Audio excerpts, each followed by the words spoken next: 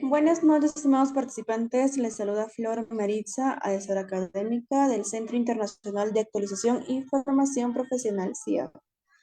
Agradezco la participación de cada uno de ustedes al curso de actualización internacional, endocrinología y nutrición infantil. La ponencia de esta noche estará a cargo de la licenciada Vanessa Velázquez Castillo. Para el buen desarrollo de la ponencia les voy a dejar algunas recomendaciones. Por favor, mantener los micrófonos y cámaras apagadas a menos que la licenciada solicite su participación. Para los asistentes que desean solicitar la clase grabada, material de estudio y la certificación, les voy a dejar los números en el chat. Cualquier duda o consulta que tengan los va a responder la licenciada Vanessa al finalizar la ponencia. Buenas noches, licenciada. Le doy pase a su ponencia. Buenas noches, muchas gracias.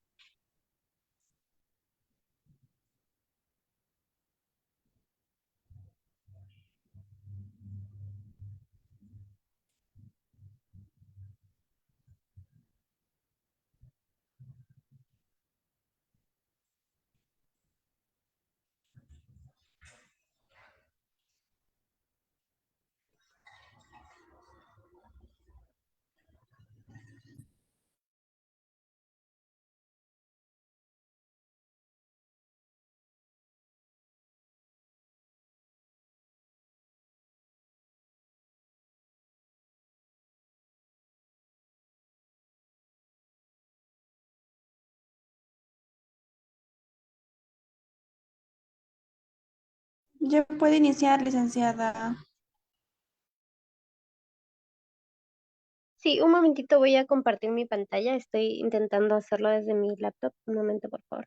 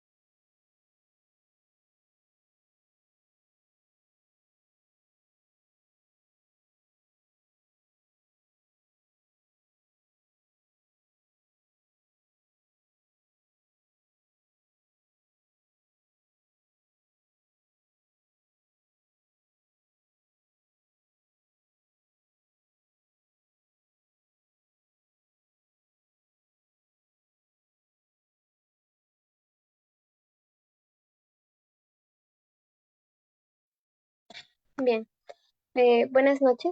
Vamos a iniciar con el tema del día de hoy, endocrinología y nutrición infantil. Hace algunas semanas también hablamos sobre la alimentación y nutrición en los niños y hoy vamos a centrarnos específicamente en el área de endocrinología, es decir, qué tipos de patologías se pueden hallar a nivel endocrinológico, que quiere decir a nivel de las hormonas, a nivel hormonal y también a nivel de la glándula tiroidea. Son diferentes patologías que son muy comunes hoy en día y necesita tratamiento no solo médico, sino también nutricional.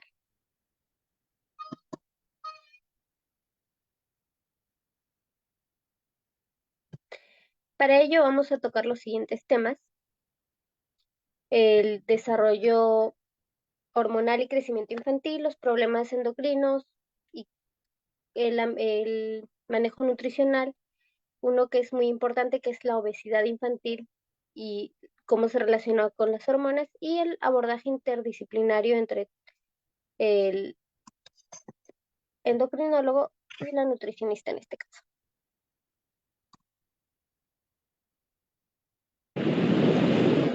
Es muy importante que si tienen alguna pregunta, algún comentario, pueden encender sus micrófonos o también hacerlo a través del chat. El crecimiento tanto de niños como adolescentes es un proceso. Este proceso va desde el nacimiento y va a ser variable, es decir, va a disminuir en ciertas edades, va a aumentar en otras y se va a dar el famoso estirón que vamos a ver a continuación.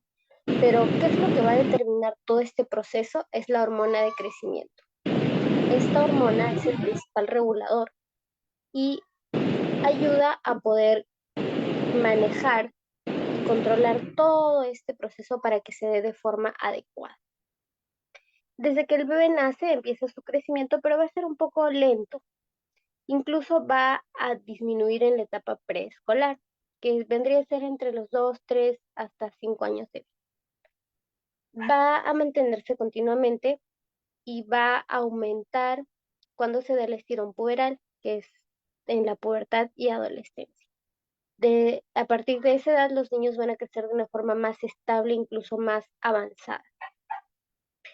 La velocidad de crecimiento de los niños usualmente se va a mantener desde los 5 a 7 centímetros al año y la ganancia de peso va a ir de 2 a 3 kilos por año. Los primeros meses de nacimiento es donde se va a ver mayor ganancia de peso, mayor ganancia de talla, hasta más o menos los de 4 a 6 meses, que empieza a verse más lineal, más estable. Como había mencionado hace un momento, todo eso se va a ver o se va a dar gracias a la hormona de crecimiento. Así como un buen funcionamiento de la hormona va a generar todo este proceso lineal, todo este proceso que se dé de forma adecuada, que el niño pueda alcanzar tanto peso como talla que es requerido para su edad y para las demás características, existen ciertas alteraciones y una de ellas es la deficiencia de hormona de crecimiento. Esto se puede dar debido a diferentes factores. Eh, y esta deficiencia lo que va a generar es que el crecimiento que se ve de forma normal o continua va a verse lento, generando una baja estatura en el niño o el adolescente. Para ello se deben realizar diferentes estudios, por ejemplo, la medición de la hormona de crecimiento de la hormona hipofisiaria para detectar alguna anomalía a nivel del cerebro o a nivel de la hipófisis. Si es que se encuentra algún tipo de anomalía, puede ser una de las causas de esta deficiencia. Otra puede ser por causa genética, que también suele darse en estos casos. Cuando se ha encontrado la razón o esta deficiencia en algún niño o adolescente, se debe llevar a cabo un tratamiento médico y nutricional. El tratamiento médico va a ser con suplementos de la hormona de crecimiento, que es la GH recombinante, y a veces se suplementa con otras hormonas hipofisiarias para poder suplantar, o mejor dicho, complementar ese déficit que se presenta en el niño. Respecto a la alimentación, si bien no hay un alimento en específico que garantice el crecimiento, lo que sí se tiene que hacer es brindar una alimentación completa, es decir, que tenga todos los macronutrientes, carbohidratos, proteínas y grasas para garantizar el aporte de calorías necesario que va a utilizar el cuerpo para el desarrollo de los nuevos tejidos, tanto musculares como en los huesos. Algo que puede ayudar es el aumento del consumo de las proteínas, porque las proteínas trabajan a nivel de tejidos, permitiendo que se formen nuevos tejidos, que se reparen tejidos ya que se encuentran en el cuerpo, entre ellos los tejidos musculares, óseos, entre otros. Así que es muy importante este aporte de proteínas. ¿Y dónde se encuentran estas proteínas? Las podemos encontrar de origen animal, por ejemplo, en el huevo, pollo, pescado, pavita, carnes, lácteos, y de origen vegetal en la soya, la quinoa, menestras, en el tofu, por ejemplo, también podemos encontrar este nutriente que va a permitir el desarrollo de los tejidos en el cuerpo del niño. Otra alteración es la diabetes mellitus tipo 1. Existen dos tipos de diabetes, la diabetes tipo 1 y tipo 2. La diferencia radica en que la diabetes tipo 1 es desarrollada desde la infancia, mientras que la tipo 2 es adquirida, cuando una persona ya es adulta. Esta diabetes tipo 1 puede deberse a diferentes razones. Por ejemplo, la corta duración de la lactancia materna, un corto periodo de esta, si se introdujo precozmente alimentos en los lactantes, si existe ya antecedentes de familiares que han padecido diabetes mellitus. ¿Y cómo podemos darnos cuenta de la presencia de esta enfermedad? Analizando los síntomas que podemos ver a continuación. Por ejemplo, una sed excesiva, apetito excesivo también, pérdida de peso repentinamente, falta de concentración, ganas de ir al baño, tanto a miccionar como náuseas, cansancio, visión borrosa. Estos síntomas en los niños ya son señales de alerta que me indican que puede tener diabetes mellitus. Para eso se hace análisis de glucosa en sangre y tolerancia a la glucosa para diagnosticar esta patología. Cuando se ha diagnosticado la diabetes, es importante tener un tratamiento. Y el tratamiento va a constar de 3 puntos muy importantes. Primero, la insulina, porque muchas de estas personas generan algún tipo de resistencia, por lo cual la insulina no es necesaria para toda la cantidad de glucosa que pueda haber en el cuerpo. Explicando un poco cómo es el mecanismo de la insulina y la glucosa, cuando ingerimos algún alimento, cualquiera, al pasar por todo el proceso de digestión, va a generar una molécula de glucosa, que es un tipo de carbohidrato simple que genera energía en el cuerpo. Pero esta glucosa no puede estar en la sangre por mucho tiempo porque puede generar una sangre más espesa y otras consecuencias, por ejemplo, eh, afectar los riñones, el cerebro y otros, porque es azúcar, ¿no? El azúcar de la sangre. Entonces, para que la glucosa no permanezca mucho tiempo en la sangre e ingrese a la célula para cumplir una función, está la insulina. Esta insulina, que sale a través del páncreas, va a captar la glucosa y ayudarla a ingresar dentro de la célula. Es como una llavecita que abre la célula para que la glucosa pueda ingresar. Al ingresar a la célula ya es destinada a su utilización. Entonces, en el caso de los pacientes con diabetes mellitus tipo 1, en muchos, bueno, es importante poder inyectarse insulina para que genere este trabajo, para que se mantenga los niveles de glucosa normales en sangre.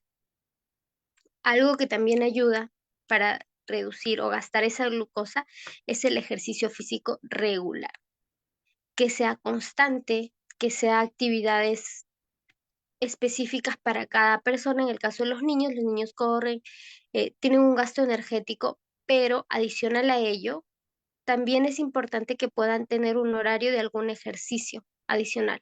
Por ejemplo, algún deporte, vóley, fútbol, básquet, natación o alguna actividad que el niño le guste hacer para que se pueda dar la utilización de la glucosa. Y algunas medidas nutricionales que vamos a ver a continuación. En cuanto a las recomendaciones dietéticas, como podemos ver, lo que se busca es que sean específicas, porque si bien damos recomendaciones en general para niños, adultos o incluso adolescentes, las, cada paciente es diferente respecto a peso, a edad, características, creencias, entre otras cosas. Así que lo que se recomiende a cada paciente en específico tiene que garantizar que su crecimiento y desarrollo sean normales. A un niño no se le puede brindar una dieta muy estricta porque eso generaría deficiencia de algún nutriente. Por lo que si quiero que el niño crezca y se desarrolle adecuadamente, adicional a la insulina o el ejercicio, necesito darle una alimentación completa con algunas indicaciones en específico que vamos a ver a continuación. El plan nutricional tiene que ser aceptable, no solo para el niño, sino para la familia que va a generar el apoyo, y en cuanto al entorno cultural, porque sabemos que existen ciertas creencias o costumbres en las que no se consumen ciertos alimentos o no se acostumbra a comprar ciertos ingredientes, ¿no? Lo ideal es que con la alimentación que se le brinde se pueda prevenir complicaciones a corto y a largo plazo. L- ¿Cuáles serían las complicaciones a corto plazo? Hipoglucemias, descompensación, o sea, que llegue al otro extremo, donde ya mínima cantidad de glucosa en sangre, generando una descompensación o cetoacidosis. A largo plazo podría ser una nefropatía, una afectación al riñón, retinopatía, a la vista, cardiopatía, al corazón. Respecto al tratamiento médico, sí o sí se debe monitorizar la glucosa que se está, la insulina que se está inyectando, sabiendo las dosis en específico que cada niño que padece esto necesita, hacer una prueba de hemoglobina glicosilada para poder ver cómo se están manteniendo esas glucosas en sangre y la medicación adecuada, ya sea por bomba de insulina o inyecciones. Respecto al tratamiento nutricional, es importante que se sincronice la inyección de la insulina con la ingesta de alimentos, porque si se ingiere algún alimento y no se inyecta la insulina, eso va a generar glucosa en sangre. O viceversa, si es que se inyecta la insulina y no se ingiere alimento, puede generar una hipoglucemia, es decir, la glucosa que sí es necesaria va a ser guardada o almacenada, generando esa descompensación.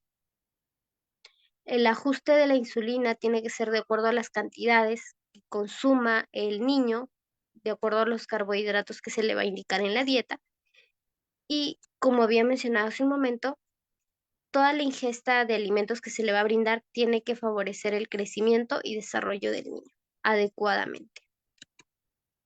Existen ciertas consideraciones en específico que es importante recordar. Por ejemplo, la fructosa y la sacarosa, que son un tipo de carbohidrato, se debe brindar en pequeñas cantidades. ¿Dónde encontramos fructosa? En las frutas, puesto que la fructosa es el azúcar de las frutas. Así que optar por frutas que son menos dulces o con cáscara porque tienen mayor contenido de fibra. Así que de esa forma reducimos la cantidad de fructosa. Y la sacarosa se encuentra, por ejemplo, en el azúcar. Entonces podemos reducir el consumo de azúcar o reemplazarlo por stevia o algún otro edulcorante natural. Es importante que se evite un aporte excesivo de energía, es decir, si bien le voy a brindar alimentación completa, lo que no quiero es brindarle demasiados alimentos por toda esa carga de glucosa que puedo generar en el paciente. Cada alimento, así como tiene una carga de nutrientes, también tiene una carga de glucosa, el índice glucémico. Existen alimentos con índice glucémico alto, que quiere decir que pueden elevar rápidamente la glucosa en la sangre. Estos son los cereales simples o no integrales, por ejemplo, los fideos, el arroz blanco, que lo ideal es que se reduzcan un poco el consumo o que se reemplacen por otros integrales que tienen un índice glucémico bajo. Como vemos aquí, el pan integral, los cereales altos en fibra van a mejorar el control de la diabetes. Entonces, se deben aportar con mayor frecuencia en la alimentación semanal.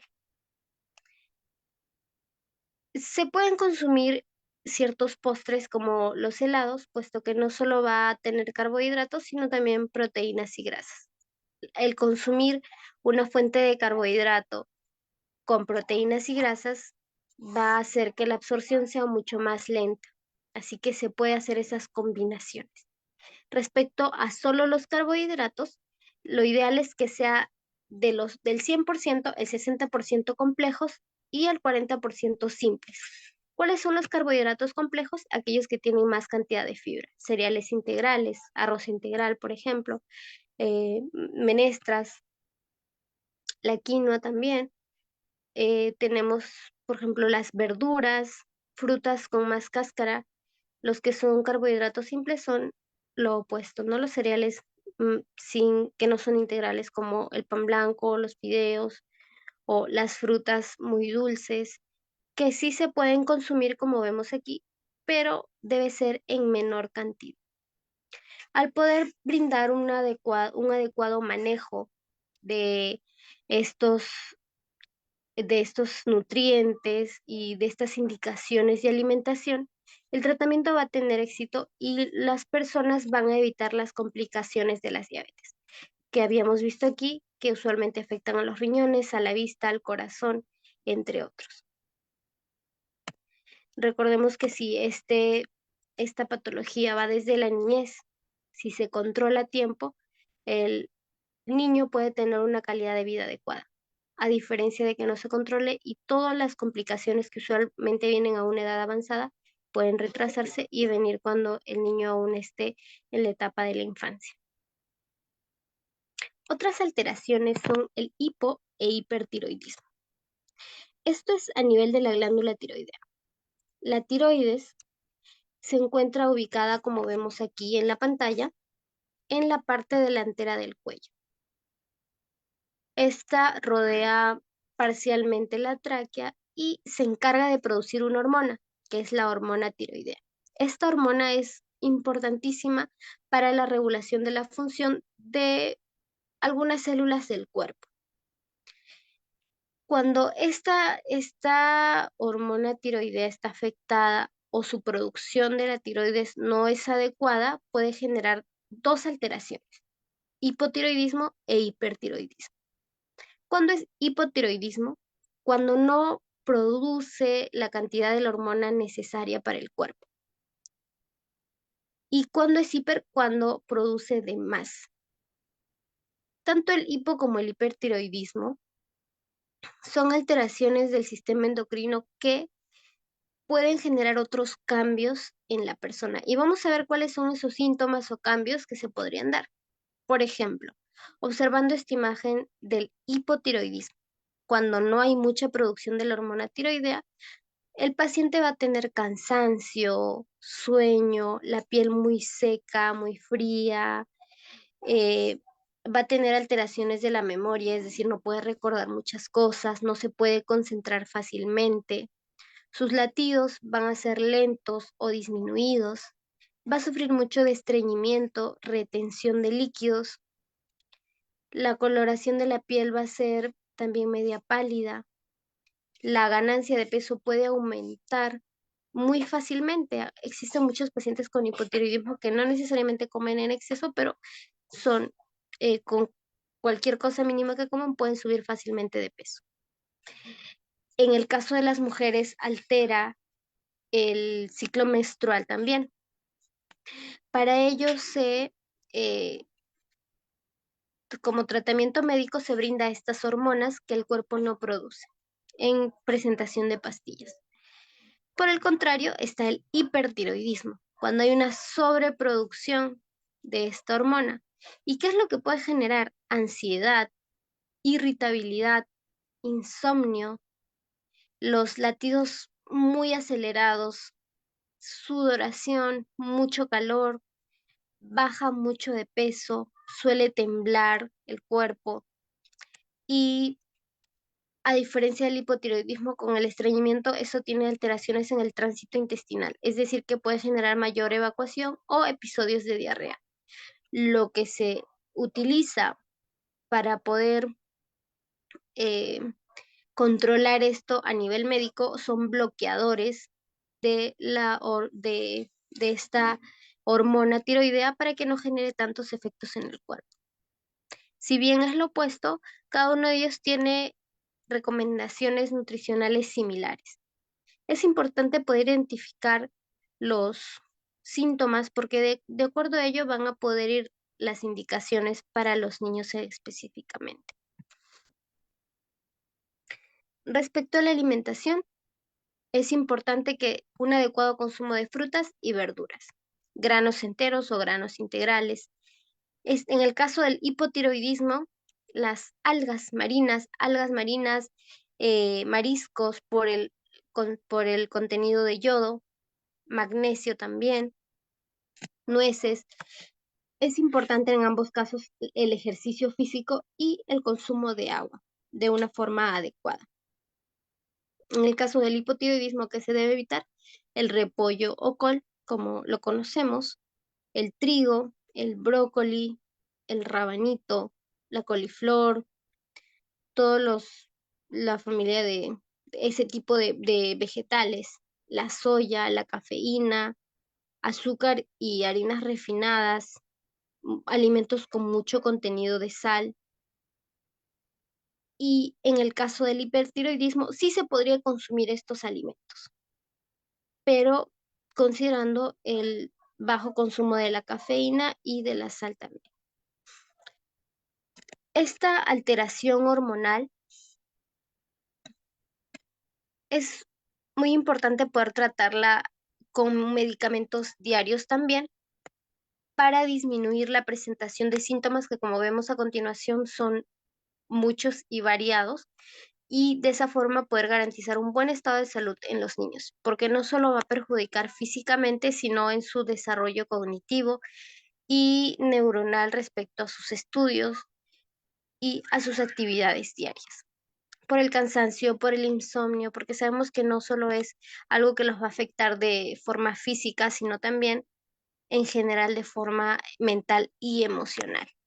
Por ello es importante recordar cómo se puede manejar respecto a la alimentación y demás indicaciones en estos trastornos. Uno de los problemas de endocrinología que son muy importantes hoy en día es la obesidad. La obesidad infantil ha generado un impacto mucho más grande últimamente, puesto que los valores o las cifras de niños con obesidad infantil ha aumentado, generando no solo que se presente la obesidad infantil, sino todas las complicaciones que acarrea esta patología. Según la OMS, que es la Organización Mundial de la Salud, nos define la obesidad como la acumulación excesiva de grasa, tanto subcutánea, que es debajo de la piel, como visceral, que es mucho más adentro del cuerpo. Esta acumulación es perjudicial para la salud y es uno de los problemas más graves porque acarrea otras consecuencias. Estas consecuencias son, por ejemplo, el desarrollo de diabetes, síndrome metabólico, ah, que implica otros signos y síntomas que se deben observar, desarrollo de cáncer, debilidad en los huesos, cansancio, incluso la muerte. Enfermedades cardiovasculares también.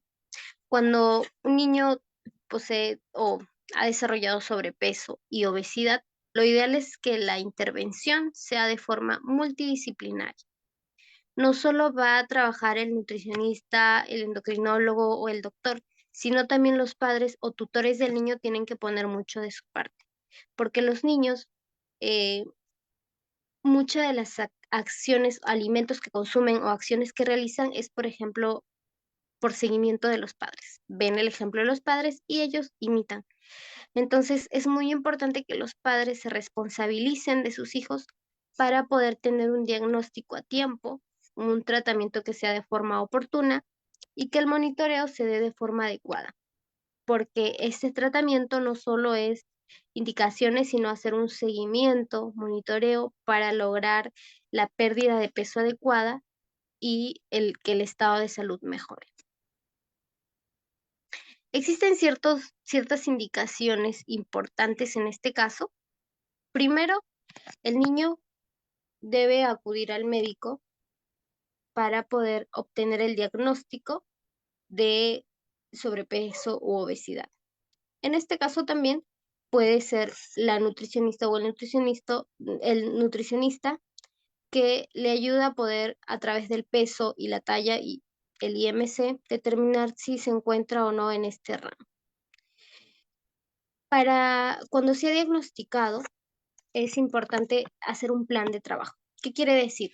Dar las indicaciones necesarias respecto a la alimentación, cómo tiene que ser esto. qué alimentos son permitidos, qué alimentos tienen que disminuirse, cómo tiene que ser la alimentación diaria respecto a cantidades, a forma de preparación.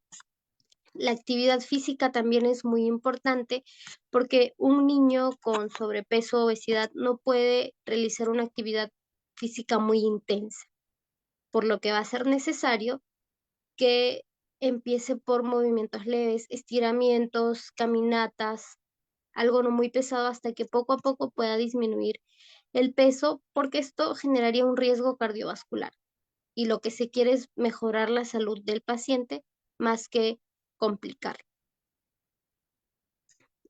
Cuando hablamos de el tratamiento, no solo vamos a hablar de la alimentación o la actividad física, sino también de un adecuado descanso. Es importante que los niños duerman temprano porque en esta etapa se desarrolla la hormona de crecimiento, justo lo que hablábamos al inicio, durante el sueño.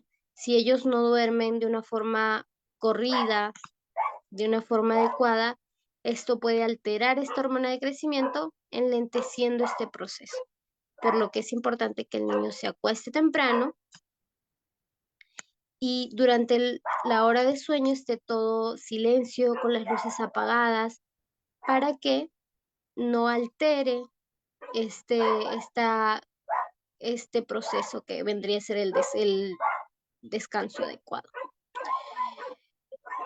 Es importante también enseñarle al niño que no vaya a confundir el hambre con la sed. Muchas veces no toman suficiente agua y generan alguna ansiedad por ingerir algún alimento, pero es importante que se mantenga hidratado también para eliminar toxinas y para evitar el cansancio o para evitar el confundir con el hambre. Cuando va a ser el momento de la alimentación, se debe favorecer un ambiente tranquilo, sin distracciones. Usualmente para entretener a los niños se utiliza los celulares, laptops, TV y no es lo más conveniente. Lo ideal es que se pueda disfrutar del almuerzo, que pueda comprender su cerebro que está comiendo para que la digestión sea mucho mejor. Las raciones de la comida o las porciones no tienen que ser muy grandes, tienen que ser adecuadas para su edad, para la planificación que se le está dando, evitar la repetición de las comidas. Muchas veces creen que no se llenó por completo y le sirven más y más, y eso también genera un exceso de calorías para el niño. Lo ideal es que a diario se pueda consumir alimentos como frutas, verduras, como vemos en la imagen, ¿no? Lácteos, pero que sean descremados o semidescremados, es decir, bajos en grasa, para evitar el exceso de estas calorías. Si son algunos productos procesados, lo ideal es que sea sin azúcar o con muy bajo contenido de azúcar, frutos secos, en general una alimentación variada y completa, restringiendo el consumo de alimentos ultraprocesados. Estos alimentos son los snacks, galletas, frugos, gaseosas, entre otros, para evitar los efectos o la acumulación excesiva de grasa respecto a este grupo de pacientes. Los pacientes con obesidad o sobrepeso, también es importante incluir en el equipo multidisciplinario al área de psicología, ya que en muchos casos suelen sufrir bullying o tener una autoestima muy baja por cómo se observan físicamente, por lo que al incluir al área de psicología en este proceso de recuperación va a ser muy importante. También es importante poder ser pacientes con ellos, porque de alguna u otra forma van a generar ansiedad por consumir estos tipos de alimentos que vemos en la imagen. Por ejemplo, pizzas, hamburguesas, snacks, gaseosas, porque ya se ha generado un hábito de consumo. No es prohibirles, pero sí restringir su consumo o minimizar ese consumo, dando prioridad a otros alimentos más saludables. Algo que puede ayudar es la presentación de los alimentos. Si le presentamos una ensalada simple a un niño, es muy probable que no lo consuma. ¿Cómo puedo hacer? utilizar formas de dibujos que le gusten o hacer tortillas de verdura, que es un poco más agradable el sabor. En vez de las sopas, preferir los segundos, involucrar al niño en la preparación, explicarle por qué debe consumir ese alimento, por qué no debería consumirlo. Entonces, al hacer que la alimentación sea más que una exigencia o un momento difícil, algo que el niño pueda disfrutar, le va a ayudar de mucho más o va a ser mucho más efectiva que el exigirle o imponerle cosas. Es importante que cuando la familia se involucre también puedan consumir los mismos alimentos, también puedan participar de esa alimentación para que el niño pueda sentirse mucho más cómodo al tener ese cambio de hábitos en su día a día. Cuando se ha tratado de forma adecuada la obesidad, la diabetes mellitus o el hipo e hipertiroidismo, no solo el niño va a tener un estilo de vida saludable en ese momento, sino las consecuencias que van a llegar más adelante van a ser muy positivas, porque va a tener un crecimiento adecuado, un desarrollo cognitivo, un desarrollo físico también adecuado y le va a ayudar muchísimo en cada ámbito de su vida. La salud de los niños es muy importante y está en nuestras manos.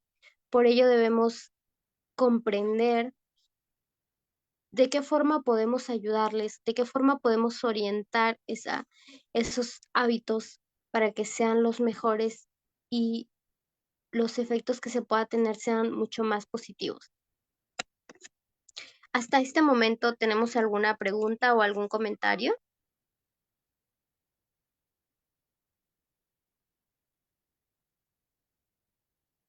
Bien.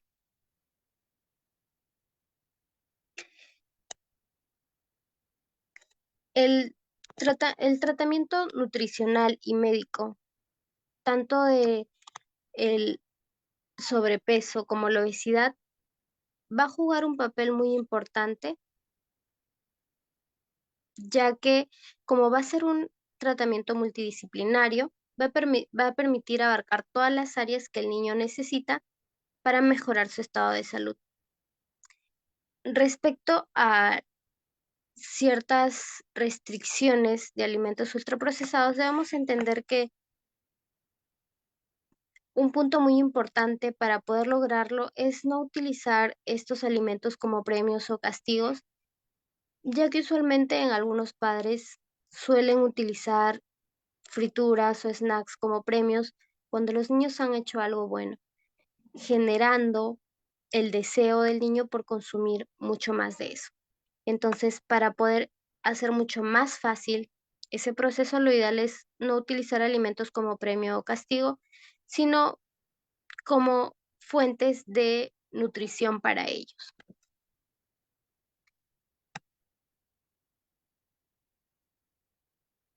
Bien, entonces, si no hay ninguna pregunta o comentario adicional, eso sería todo. Muchas gracias. Puedan repasar el material para poder recordar cuáles son las pautas en el caso de estas alteraciones endocrinológicas en el caso de los niños.